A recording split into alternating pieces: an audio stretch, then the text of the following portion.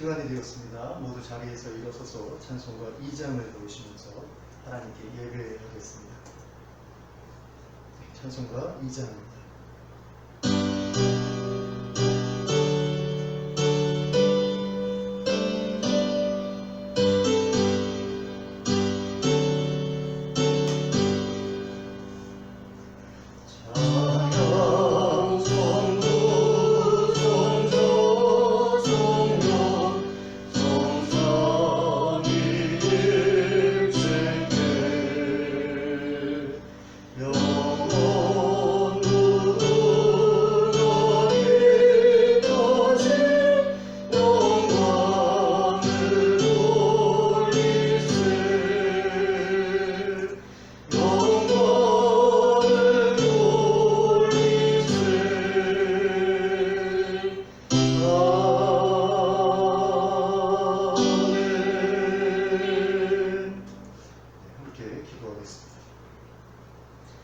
사랑과 은혜가 풍성하신 하나님 아버지, 오늘 저에게 귀한 날을 주시고 이렇게 하나님 앞에 나와 예배하게 하시면 감사합니다. 이 예배의 시간에 저희가 하나님 만나 뵙기 원합니다. 성령으로 임하여 주시옵소서. 저희의 마음을 새롭게 하시고 저희의 영을 새롭게 하여 주시고 저희의 삶을 새롭게 하여 주시옵소서. 저희의 삶이 하나님 안에서 복되고 기쁜 삶이 될 수 있도록 인도하여 주시옵소서. 예수 그리스도의 이름으로 기도하였습니다. 아멘.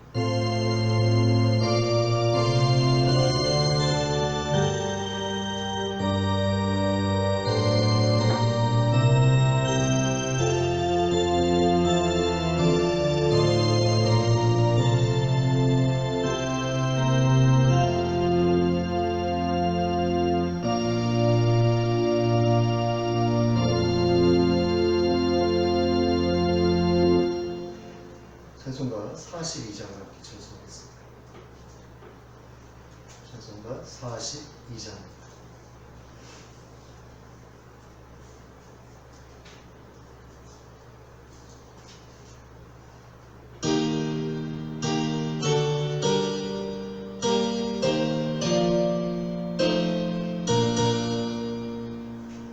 Oh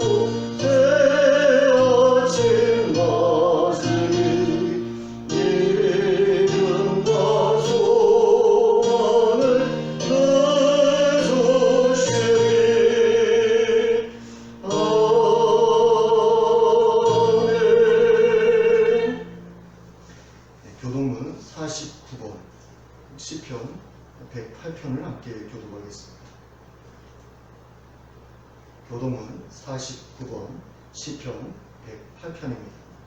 교독합니다. 하나님이여 내 마음을 정하여 싸우니 내가 노래하며 나의 마음을 다하여 찬양하리로다. 비파야 수구나 깰지어다. 내가 새벽을 깨우리로다. 여호와여 내가 만민 중에서 주께 감사하고 문 나라 중에서 주를 찬양하오리니 주의 인자하심이 하늘보다 높으시며 주의 진실은 궁창에까지 이르나이다. 하나님이여 주는 하늘 위에 높이 들리시며 주의 영광이 온 땅에서 높임 받으시기를 원하나이다. 다 같이 하겠습니다. 주께서 사랑하시는 저들을 건지시기 위하여 우리에게 응답하사 오른손으로 구원하소서. 아멘. 사도신경으로 우리의 신앙을 고백하겠습니다. 전능하사 천지를 만드신 하나님 아버지를 내가 믿사오며 그 외아들 우리 주 예수 그리스도를 믿사오니 이는 성령으로 잉태하사 동정녀 마리아에게 나시고 본디오 빌라도에게 고난을 받으사 십자가에 못 박혀 죽으시고 장사한 지 사흘 만에 죽은 자 가운데서 다시 살아나시며 하늘에 오르사 전능하신 하나님 우편에 앉아 계시다가 저리로서 산 자와 죽은 자를 심판하러 오시리라. 성령을 믿사오며 거룩한 공회와 성도가 서로 교통하는 것과 죄를 사하여 주시는 것과 몸이 다시 사는 것과 영원히 사는 것을 믿사옵나이다. 아멘. 모두 자리에 앉으셔서 찬송가 462장을 찬송하겠습니다. 찬송가 462장입니다. 함께 찬송합니다.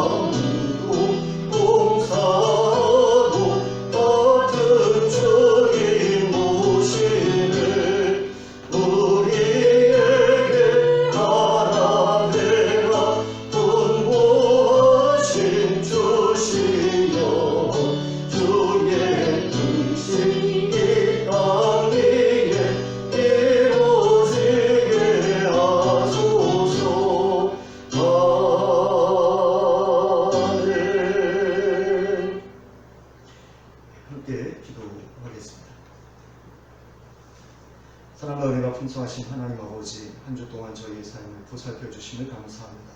또 이 자리에서 하나님 앞에 예배할 수 있도록 하나님께서 기회해 주심을 또한 감사드립니다. 하나님, 코로나로 인하여서 성도들이 예배당에 모여서 함께 예배하지 못하고 있는 그런 상황이 되었습니다. 하나님께서 긍휼을 베풀어 주셔서 이 어려움이 속히 지나가게 하여 주시고 다시 성도들이 자유롭게 모여서 예배할 날이 돌아오게 하여 주시길 간절히 원합니다. 누구도 코로나19로 인하여서 고통받는 이들이 없도록 하나님 우리 성도님들 한 분 한 분을 붙들어 주시고 그 건강을 지켜주시길 원합니다.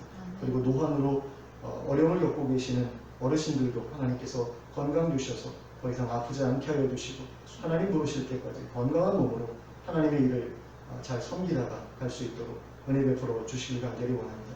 하나님 아버지, 이 교회를 하나님 기억해 주시길 원합니다. 이 교회에 속한 성도 한 사람 한 사람을 기억해 주시길 원합니다. 그래서 하나님 앞에서 온전한 성도로 세워져 가게 하여 주시고 또 우리 교회도 온전한 교회로 세워져 가게 하여 주시옵소서. 하나님 보시기에 아름다운 하나님 나라의 모형이 될 수 있도록 축소판이 될 수 있도록 이 교회가 하나님 나라로 세워지게 하시고 각 성도들의 가정도 하나님 나라로 세워지게 하여 주시옵소서. 그래서 정말로 하나님께서 기뻐하시는 모습으로 잘 준비된 성도들이 계속해서 배출되게 하여 주시고 또 그런 가운데 믿지 않는 사람들에게 하나님 나라가 어떤 곳인지 또 하나님께서 어떤 분이신지를 보여주는 저희 모두가 되게 하여 주시옵소서.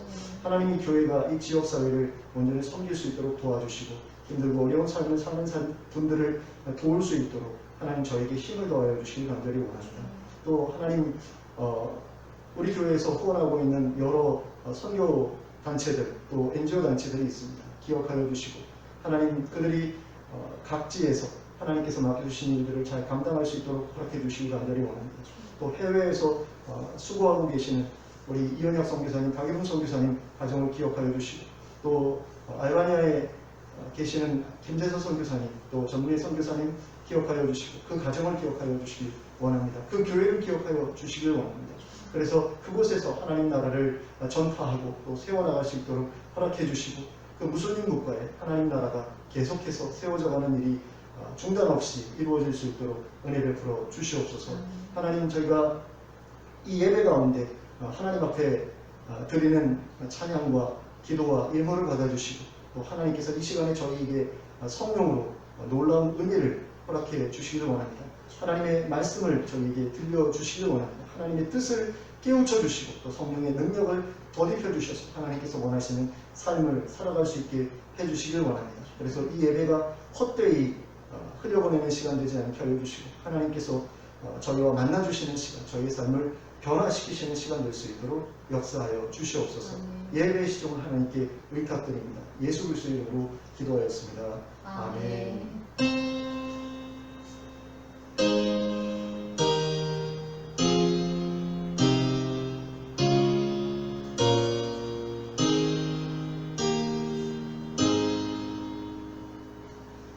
교회의 소식 말씀드리겠습니다.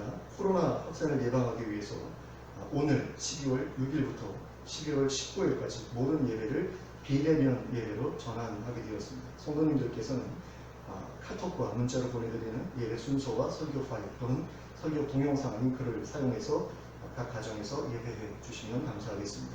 또 교우들의 건강을 위해서 기도해 주시기 바랍니다. 이경혜 권사님, 또 송위원장님, 최석윤 집사님, 또 김정현 목사, 김순호 권사님, 장광호 장로님, 추정수 권사님, 그리고 모상호 권사님 위해서 기도해 주셨으면 좋겠습니다. 그리고 코로나19가 속히 진정될 수 있도록 위해서도 계속 기도해 주시기를 부탁드립니다. 이상으로 교회 소식을 말씀드렸습니다. 이제 하나님의 말씀 함께 보시겠습니다. 마태복음 19장 16절부터 30절까지 말씀입니다.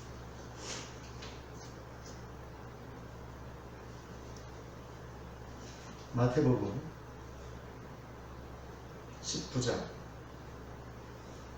16절부터 30절까지를 함께 읽도록 하겠습니다. 시작. 어떤 사람이 주께 와서 이르되 선생님이여 내가 무슨 선한 일을 하여야 영생을 얻으리이까? 예수께서 이르시되 어찌하여 선한 일을 내게 묻느냐? 오직 한 분이시니라. 내가 생명에 들어가려면 계명들을 지키라. 이르되 어느 계명이오니까? 예수께서 이르시되 살인하지 말라, 간음하지 말라, 도둑질하지 말라, 거짓 증언하지 말라, 내 부모를 공경하라, 내 이웃을 내 자신과 같이 사랑하라 하신 것이니라. 그 청년이 이르되 이 모든 것을 내가 지키어 싸운데 아직도 무엇이 부족하나이까? 예수께서 이르시되 내가 온전하고자 할진대 거기서 내 소유를 팔아 가난한 자들에게 주라. 그리하면 하늘에서 보화가 내게 있으리라. 그리고 와서 나를 따르라 하시니 그 청년이 재물이 많음으로 이 말씀을 듣고 근심하며 가니라. 예수께서 제자들에게 이르시되 내가 진실로 너희에게 이르노니 부자는 천국에 들어가기가 어려우니라. 다시 너희에게 말하노니 낙타가 바늘귀로 들어가는 것이 부자가 하나님의 나라에 들어가는 것보다 쉬우니라 하시니 제자들이 듣고 몹시 놀라 이르되 그렇다면 누가 구원을 얻을 수 있으리까? 예수께서 그들을 보시며 이르시되 사람으로는 할 수 없으나 하나님으로서는 다 하실 수 있느니라.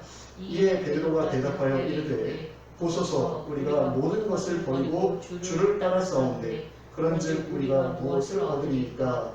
예수께서 이르시되 내가 진실로 너희에게 이르노니 세상이 새롭게 되어 인자가 자기 영광의 보좌에 앉을 때에 나를 따르는 너희도 12보좌에 앉아 이스라엘 12지파를 심판하리라. 또 내 이름을 위하여 집이나 형제나 자매나 부모나 자식이나 전토를 벌인 자마다 여러 배를 받고 또 영생을 상속하리라. 그러나 먼저 된 자로서 나중되고 나중된 자로서 먼저 될 자가 많으니라. 아멘. 오늘 우리가 함께 읽은 본문에는 어떤 부자 청년이 예수님께 와서 영생을 얻는 방법에 대해 여쭈었던 일이 기록되어 있습니다. 그 청년은 자신이 무슨 선한 일을 해야 영생을 얻을 수 있겠느냐고 예수님께 여쭈었습니다. 그리고 예수님께서는 어째서 선한 일을 자신에게 묻느냐고 말씀하시면서 선한 이는 오직 한 분이시라고 대답하셨습니다. 그리고 계명을 지키라고 하셨습니다. 예수님께서 이렇게 말씀하신 의미는 선한 일은 자신이 아니라 하나님께 여쭈는 것이 맞다라는 것입니다. 그리고 하나님께서는 이미 영생을 얻기 위해 해야 할 선한 일이 무엇인지를 가르쳐 주셨다는 것입니다. 그것이 바로 계명이라는 것입니다. 그러니 그 계명을 지키라고 하셨습니다. 그러자 이 청년은 예수님께 어느 계명을 지켜야 하냐고 여쭈었습니다. 그래서 예수님께서는 살인하지 말라, 가늠하지 말라, 도둑질하지 말라, 거짓 증언하지 말라, 내 부모를 공경하라, 내 이웃을 내 자신과 같이 사랑하라와 같이 10계명에 포함되어 있는 계명들을 말씀해 주셨습니다. 영생을 얻기 위해 해야 할 일은 바로 10계명을 지키는 일이라고 말씀하신 것입니다. 그러자 이 청년은 그 모든 계명을 자신이 지켜왔다고 하면서 아직도 무엇인가 부족합니까? 라고 예수님께 여쭈었습니다. 이 청년은 태어나면서부터 지금까지 살아오는 동안 율법에 대해 제대로 된 교육을 받았고 또한 그 배운 바대로 실천하며 살아왔습니다. 그러나 그럼에도 불구하고 이 청년이 느끼기에 자신이 지금까지 해온 것만 가지고는 온전하지 못하다는 생각이 있었던 것입니다. 그래서 이 청년은 자신에게 부족한 것이 무엇인지를 알고자 했고 이에 대해 예수님께서는 이 청년의 부족한 것이 무엇인지를 분명하게 짚어주셨습니다. 그것이 21절에 기록되어 있습니다. 함께 보시겠습니다. 예수께서 이르시되 내가 온전하고자 할진대 가서 내 소유를 팔아 가난한 자들에게 주라. 그리하면 하늘에서 보화가 내게 있으리라. 그리고 와서 나를 따르라 하시니 예수님께서 이 청년의 부족함으로 지적하셨던 것은 그가 너무나 많은 소유를 가지고 있다는 것이었습니다. 그런데 예수님께서 말씀하신 소유는 결코 돈을 의미하는 것이 아니었습니다. 왜냐하면 예수님께서는 그것을 팔아서 돈으로 바꾸어서 가난한 사람들에게 나누어 주라고 하셨기 때문입니다. 자, 그렇다라고 한다면 청년이 가지고 있었던 것, 그것은 어쩌면 부동산을 의미하는 것일 수도 있고 어쩌면 다른 가축이라든가 건물이라든가 또는 종이라든가 이런 것들을 의미하는 것이라고 할 수 있습니다. 그리고 이것은 하나님께서 명령하신 10개의 계명 가운데 10번째 계명인 출애굽기 20장 17절에 내 이웃의 집을 탐내지 말라, 내 이웃의 아내나 그의 남종이나 그의 여종이나 그의 소나 그의 낙이나 무릇 내 이웃의 소유를 탐내지 말라는 계명을 어긴 것을 말씀하신 것이라고 할 수 있습니다. 하나님께서는 유대인들에게 조상으로부터 물려받은 땅 외에 다른 땅을 소유하는 것을 금지하셨습니다. 하나님께서는 가나안 땅에 이스라엘이라는 나라를 세우시면서 이스라엘의 모든 백성들이 자기 땅을 가지고 살아갈 수 있게 해주셨습니다. 그리고 하나님께서 주신 그 땅을 사고 파는 것을 금지하셨습니다. 오직 50년간의 이용권에 대해서만 사고 파는 것이 가능하게 해주셨습니다. 그런데 이스라엘 백성들은 하나님의 명령을 어기고 땅의 이용권이 아니라 땅의 소유권을 사고 팔았습니다. 그래서 어떤 이들은 많은 땅을 소유하게 되었고 어떤 이들은 땅을 많이 가진 자들의 소장농이 되어 노예와 같은 처지로 전락하게 되기도 했습니다. 그런데 이 청년 역시 많은 땅을 소유함으로써 부자가 된 집안에서 나고 자랐던 사람이었던 것 같습니다. 어쩌면 이 청년은 한 번도 이웃의 땅을 사들인 적이 없었을지도 모릅니다. 그저 부모님이나 조부모님이나 그 위에 조상들이 사들인 땅을 물려받은 죄밖에 없을지도 모릅니다. 하지만 예수님께서는 그렇게 물려받은 땅일지라도 과도하게 소유하고 있는 것은 이웃에게 돌아가야 할 몫을 이웃에게로 돌리지 않은 것과 같은 일이라고 보셨습니다. 그래서 그 청년에게 너에게 필요한 만큼의 재산, 그 중에는 이제 땅이 가장 많은 부분을 차지하고 있었지 않을까라고 생각이 되는데요. 그것을 다 팔아서 가난한 자들에게 나누어 주라고 하신 것입니다. 그러면 하늘에서 보화가 주어질 것이라고 하셨습니다. 그리고 그렇게 한 다음에는 자신을 따르라고 하셨습니다.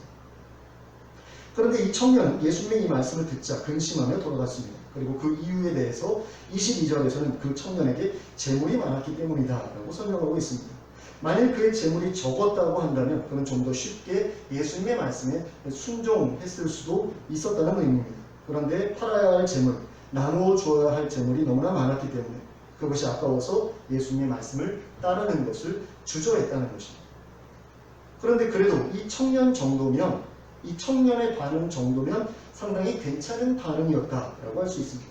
만일 오늘날 한국의 극우 보수 청년 유튜버들에게 예수님이 이런 말씀을 하셨다면 그 청년 유튜버들은 예수님을 향해서 종북 좌파 빨갱이 랍비라고 하면서 꺼지라고 했을지도 모를 일이기 때문입니다. 그 정도로 예수님께서 그 청년에게 하셨던 말씀은 굉장히 파격적이고 충격적인 말씀이었습니다. 오늘날의 극우 보수에 속한 사람들이 들으면 빨갱이라고 말할 수 있을 정도로 굉장히 과격한 그런 말씀이었다라는 겁니다. 그런데 예수님께서는 그 말씀에서 그치지 않고 한 발 더 나아가셨습니다. 23절을 보시겠습니다. 예수께서 제자들에게 이르시되 내가 진실로 너희에게 이르노니 부자는 천국에 들어가기가 어려우니라.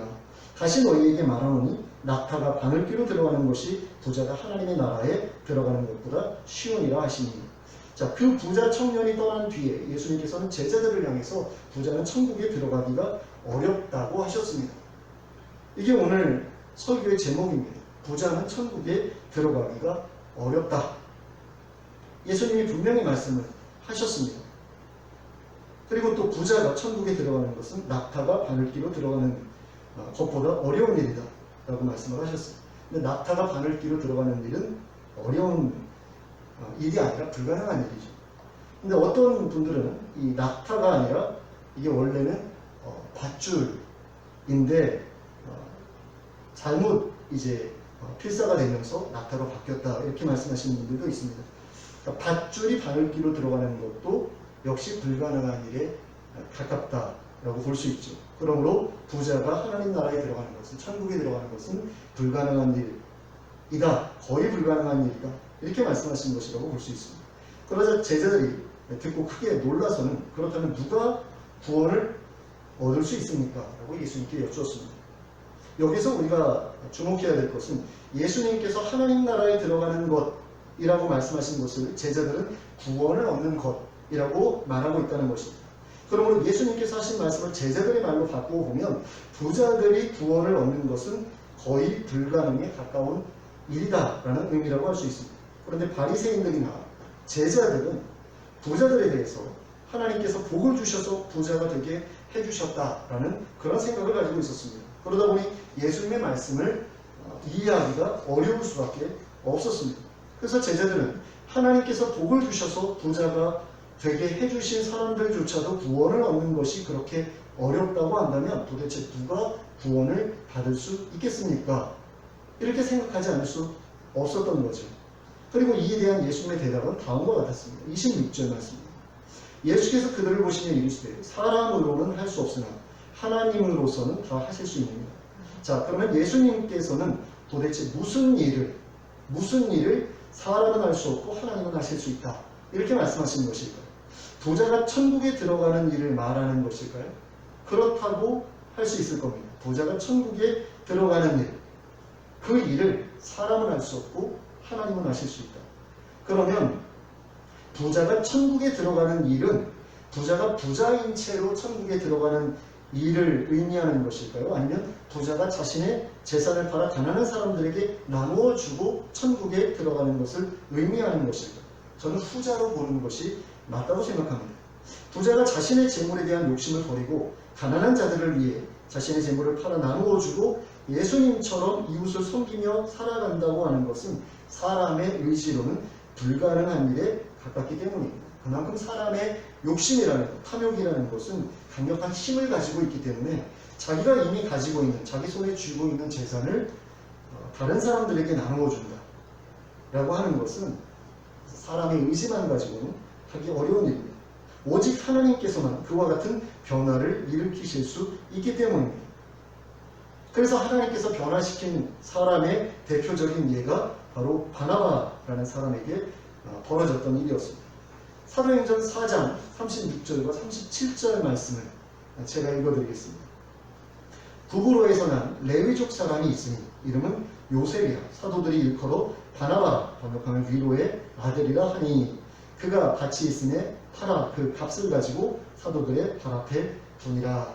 자, 그런데 이와 같은 일은 바나바만 했던 일이 아니었습니다. 예루살렘 교회의 부유한 교인들 중에 많은 사람들이 그와 같은 일을 했던 것을 볼 수 있습니다. 사도행전 4장 33절부터 35절까지 말씀입니다. 제가 읽어드리겠습니다.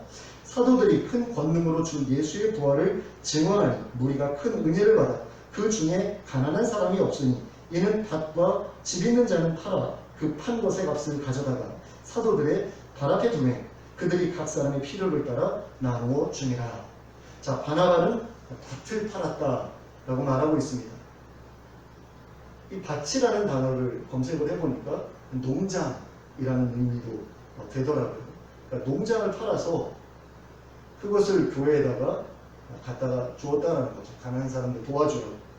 근데 바나바뿐만이 아니라 밭과 집 있는 사람들이 그것을 팔아서 그 판 것의 값을 가져다가 사도들 앞에 놓았다라는 겁니다. 근데 밭과 농장과 집 있는 사람들이 그것을 팔았다라고 했을 때 자기가 가진 모든 것을 팔았다라고 생각하면 곤란합니다. 그러니까 여유분을 팔았다라고 생각을 해야 되는 거죠. 자기가 살아야 될 집도 팔고 자기가 경작해야 될 밭도 다 팔아버리면 그 사람은 앞으로 생활을 어떻게 합니까? 종말론 2단에서 이야기하는 것처럼 예수님이 언제 오시니까 이제 그거 다 쥐고 있을 필요 없다, 다 팔아라, 이렇게 사도들이 가르친 적이 없거든요. 그렇기 때문에 모든 것을 다 팔아서 내놨다 이렇게 생각하면 곤란합니다. 그러니까 자기에게 필요한 것을 제외한 것들을 팔아서 나누어 주었다, 이렇게 우리가 보아야 되는 거죠. 예수님께서 부자 청년에게 명령하셨던 그 일, 그 일도 바로 그와 같은 일이었습니다. 자기가 필요로 하는 것들, 자기 가족들에게 사용하도록 남겨두어야 될 것들, 그것을 제외한 것들을 팔라고 하신 것이지 모든 것을 내놔라 이런 말씀은 아니었거든요. 근데 우리는 그것을 모든 것을 내놔라 라는 그런 의미로 생각을 합니다. 근데 그게 아니었다라는 것을 기억하셨으면 좋겠습니다. 자, 예수님께서 부자 청년에게 명령하셨던 그 일, 하지만 그 부자 청년이 너무나 부담스럽게 여겨서 선뜻 결정하지 못했던 그 일을 예루살렘 교회의 교인들은 너무나 자연스럽게 순종했던 것을 여기서 우리가 확인할 수 있게 됩니다. 예수님께서는 바로 이와 같은 일에 대해 말씀하신 것입니다. 사람의 힘으로는 부자들로 하여금 자기 재산을 포기하게 할 수 없지만 하나님의 은혜로는, 하나님의 은혜가 임하면 부자들이 자기 재산을 기꺼이 포기할 수 있게 된다라고 예수님께서 말씀하신 것입니다. 근데 예수님의 이러한 말씀을 들은 베드로는 그 말씀을 통해 자기들이 그 부자 청년보다 훨씬 더 나은 사람이라는 생각이 들었던 것 같습니다. 그래서 그는 예수님께 이렇게 말했습니다. 27절 말씀입니다. 이에 베드로가 대답하여 이르되 보소서 우리가 모든 것을 버리고 주를 따라싸운데 그런즉 우리가 무엇을 얻으리이까? 자, 베드로가 궁금했던 것은 아마 이런 것이었을 겁니다. 우리는 저 친구하고는 다르게, 저 청년하고는 다르게 천국에 확실히 들어갈 수 있겠지요. 우리는 확실히 구원을 얻을 수 있겠지요. 라는 그런 의미였을 것입니다. 그러자 예수님께서는 제자들에게 이렇게 대답하셨습니다. 28절과 29절 말씀입니다. 예수께서 이르시되 내가 진실로 너희에게 이르노니 세상이 새롭게 되어 인자가 자기 영광의 보좌에 앉을 때에 나를 따르는 너희도 12보좌에 앉아 이스라엘 12지파를 심판하리라. 또 내 이름을 위하여 집이나 형제나 자매나 부모나 자식이나 전토를 벌인 자마다 여러 배를 받고 또 영생을 상속하리라. 자, 여기서 예수님께서는 제자들에게 세상이 새롭게 되고 하나님의 나라가 완성되고 내가 그 나라를 다스리게 될 때에 너희가 세 가지를 얻게 될 것이다 라고 말씀하고 계십니다. 첫째로 이스라엘 12지파를 심판하는 권세, 다스리는 권세를 얻게 될 것이라고 하셨습니다. 둘째로 예수님의 이름을 위해서 너희가 이 땅에서 포기했던 그것들을 하나님 나라에서 몇 배로 돌려받게 될 것이다 라고 하셨습니다. 셋째로 영생을 얻게 될 것이라고 하셨습니다. 자, 그리고 뒤이어 말씀하시기를 그러나 먼저 된 자로서 나중되고 나중된 자로서 먼저 될 자가 많을 것이다 라고 하셨습니다. 그러면 이 말씀의 의미는 무엇일까? 이 땅에서 부유하게 사는 것을 포기하지 못해서 하나님 나라에 가서는 가난하게 될 자들이 많을 것이다 라는 말씀입니다. 이 땅에서 가난하게 살기를 선택했기 때문에 하나님 나라에서 부유하게 살게 될 자들이 많게 될 것이다 라는 그런 말씀인 것입니다. 근데 어떤 이들은 예수님께서 이 부자 청년에게 말씀하셨던 것을 그 말씀 그대로 받아들이지 않으려고 합니다. 청년이 했던 말도 그 말 그대로 받아들이려고 하지 않는 것을 볼 수 있습니다. 그들은 예수님께서는 이 청년에게 계명을 지키라고 말씀하신 것이 진심이 아니었다 이런 식으로 이야기를 합니다. 예수님께서 이 청년에게 계명을 지키라고 말씀하셨던 이유는 이 청년에게 어떤 사람도 계명을 완전하게 지킬 수 없다는 사실을 가르치기 위해서 그렇게 말씀하신 것이다 이런 식으로 주장을 합니다. 그러니까 예수님께서 계명을 지키라고 하신 것은 계명을 지켜서 영생을 얻을 수 있다는 의미로 하신 것이 아니라는 것입니다. 그런데 이것은 그들이 가지고 있는 신학에 근거해서 예수님의 말씀을 왜곡한 것이라고 보아도 무리가 아닙니다. 예수님께서는 계명을 지킴으로써 영생을 얻는다고 분명하게 말씀하셨고 그것은 예수님께서 지금까지 제자들에게 가르쳐 오셨던 내용과 전혀 다르지 않습니다. 산상수훈에서도 새 계명을 지키라고 그렇게 말씀을 하셨거든요. 바리새인보다 의로워야 된다라고 말씀을 하셨거든요. 계명을 계명답게 지키라고 말씀을 하시지 않았습니까? 그렇기 때문에 계명을 지키는 것이 하나님 나라에 들어갈 수 있는 영생을 얻을 수 있는 방법이다. 예수님께서 이렇게 말씀하셨다라고 이해해도 무리가 없습니다. 그런데 그것을 그게 아니다라고 이야기하는 것은 신학의 근거에서 말씀을 왜곡한 것으로 보아도 무리가 되지 않는 것이라는 겁니다. 또한 그들은 이 청년은 계명을 다 지키지 못했다라고 그렇게 주장을 합니다. 예수님께서 그 청년에게 부족한 것이 있다고 말씀하신 것이 바로 그 증거라고 말합니다. 물론 그 청년은 10번째 계명을 제대로 지키지 못했습니다. 그러나 그것은 예수님의 기준으로 보셨을 때의 이야기이지 유대인들의 기준으로 보았을 때에는 전혀 그렇지 않습니다. 유대인들의 기준으로 보았을 때에는 이 청년 정도면 완벽하게 율법을 지킨 것입니다. 그런데 예수님의 기준으로 보았을 때 그게 아닌 이유는 예수님의 기준은 유대인들의 기준보다 바리새인들의 기준보다 훨씬 높았기 때문입니다. 그러니까 예수님께서는 율법을 외적으로 그러니까 형식적으로 지키는 게 아니라 그 정신을 쫓아서 지키는 게 제대로 계명을 지키는 거다 이렇게 가르치셨거든요. 그런데 이 청년은 그런 정신이 없었기 때문에 그런 마음이 없었기 때문에 형식적으로 율법을 완벽하게 지키기는 했어도 정말로 자기가 지켜야 될 부분에 대해서 놓쳐버리고 말았다라는 겁니다. 예수님께서는 유대인들이 간과하고 있던 토지 문제, 이것을 10번째 계명과 연결시켜 주심으로써 유대인들의 기준이 율법에 대한 기준, 율법에 대한 생각이 잘못되어 있었음을 가르쳐 주신 것이었다. 이렇게 볼 수 있다는 겁니다. 그리고 그럼으로써 예수님은 이 청년의 부족함을 지적하는 것을 넘어서 유대인들과 바리새인들 그리고 제자들까지도 잘못 이해하고 있었던 10번째 계명의 바른 의미를 가르쳐 주고자 하신 것입니다. 하나님께서 주신 10번째 계명을 다시 한번 살펴보면 다음과 같습니다. 출애굽기 20장 17절 말씀입니다. 제가 읽어드리겠습니다.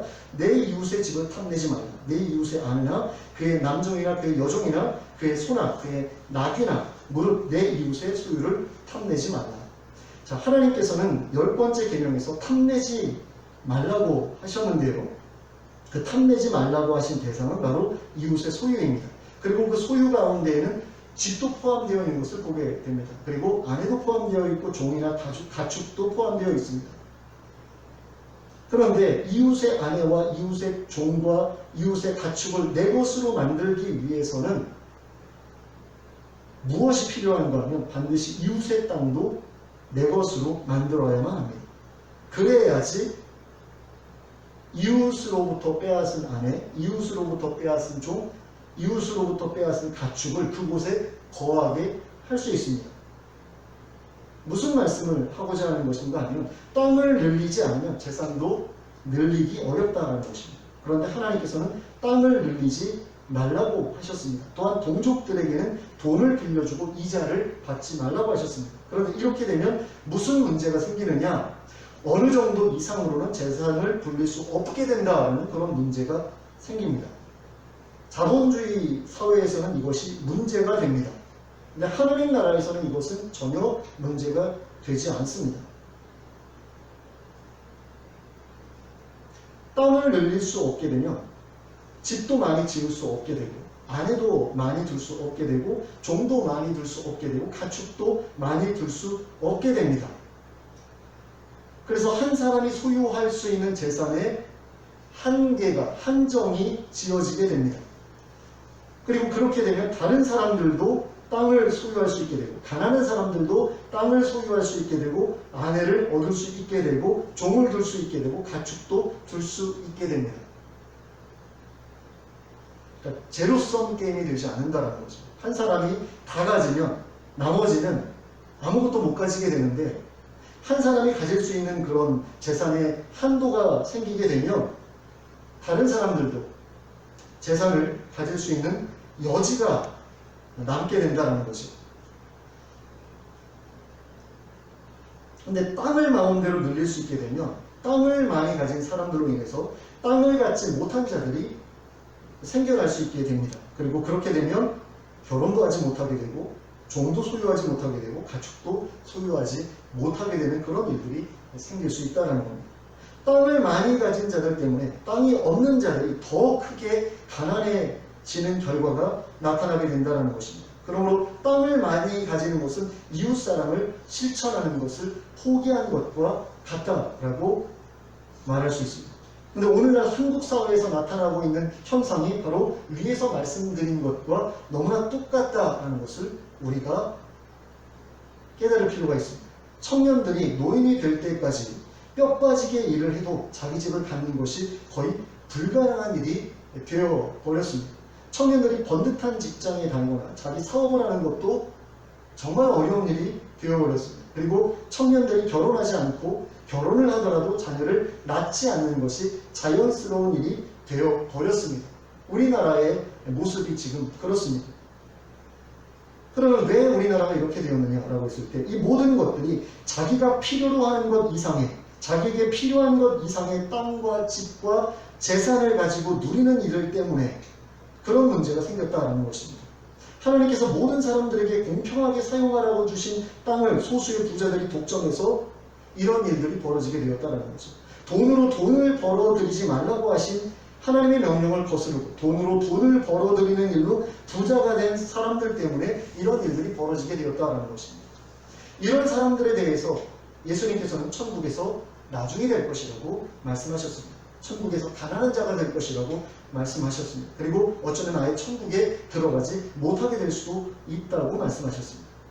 그러나 이러한 예수님의 경고에 귀를 기울이는 사람들이 많지 않습니다. 대부분의 기독교인들이 부자는 하나님께 복을 받아서 부자가 되었다라고 생각을 합니다. 그렇기 때문에 하나님께 더 많은 복을 받아서 더 큰 부자가 되려고 합니다. 그러나 하나님께서는 자기가 필요로 하는 것 이상의 소유를 가지는 것에 대해서 하나님께서는 금하셨습니다. 한계를 두셨습니다. 어느 정도 이상으로는 부자가 되지 못하게 하셨다라는 겁니다. 그리고 예수님께서도 한 번도 부자에 대해서 긍정적으로 말씀하신 적이 없다라는 사실을 우리는 기억할 필요가 있습니다. 그러므로 예수님께서 제자들에게 하신 말씀을 기억하시기 바랍니다. 부자는 천국에 들어가는 것이 불가능에 가까운 일입니다. 정말 어려운 일입니다. 그러므로 부자가 되려고 하지 마시기 바랍니다. 부자가 되려고 했던 야곱이 자기 힘으로 부자가 된 결과가 무엇이었습니까? 많은 사람들이 착각을 하는데 야곱이 부자가 된 다음에 어떻게 됩니까? 하나님께 맞아서 장애인이 됩니다. 골반이 망가져서 제대로 걷지 못하게 되는 그런 결과가 그에게 주어졌습니다. 그런데 어떤 사람들은 야곱이 하나님께 복을 받아서 부자가 되었다라고 그렇게 믿습니다. 절대로 그렇지 않습니다. 야곱은 악착같이 부자가 되기 위해서 주변 사람들을 계속해서 힘들게 만들었습니다. 그래서 그에 대한 벌로 하나님께 매를 맞죠. 그리고 장애인이 되죠. 그리고 하나님께 항복하게 됩니다. 그리고 나서야 하나님께 복을 받습니다. 그가 복을 받아서 부자가 된 게 아니라 하나님께 항복했기 때문에 부자가 되면서 지어왔던 죄에 대해서 그가 회개하고 돌이켰기 때문에, 그것도 매를 맞고서 회개하고 돌이켰기 때문에 그 이후에 하나님께 복을 받은 겁니다. 그리고 그가 복을 받자마자 했던 일이 무엇입니까? 자기가 모은 재산을 형님과 나눴던 일이었습니다. 그러니까 자기가 바다나람에서 모아왔던 그 수많은 재산 가운데 상당히 큰 몫을 형에게 떼어서 주었던 것을 보게 되거든요. 야곱 성격에 그런 일을 할 수 있는 사람이 아니죠. 이미 형이 됐다, 괜찮다, 충분하다, 그거 다 가져라, 필요 없다, 이렇게 얘기하는데도 나누어줬던 이유를 어떤 사람들은 형이 혹시 변신해가지고 다시 자기를 죽이려고 할까봐 그래서 안전장치로 그것을 나눠줬다라고 그렇게 생각하는 분들도 계시는데 아니라는 것을 우리가 좀 알 필요가 있습니다.